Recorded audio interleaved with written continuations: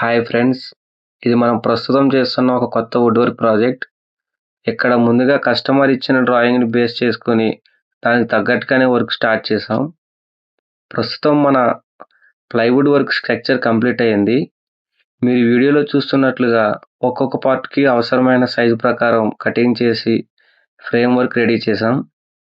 ఇప్పుడు పక్కన కస్టమర్ ఇచ్చిన డ్రాయింగ్ని కూడా మీకు చూపిస్తున్నాను.